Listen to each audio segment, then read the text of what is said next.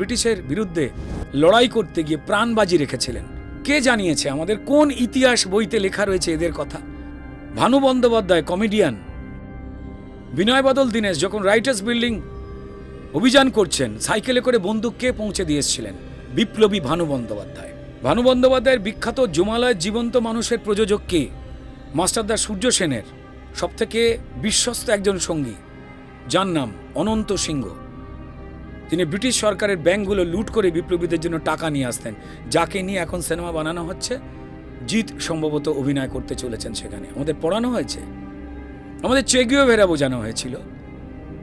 কেন আমার দেশকে যারা আক্রমণ করতে এসেছিলেন তাদের ইতিহাস আমাদের বড় করে পড়ানো হবে?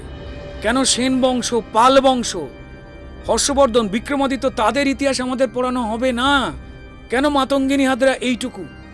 কেন প্রীতিলতা ওয়ার্দেদার এইটুকু?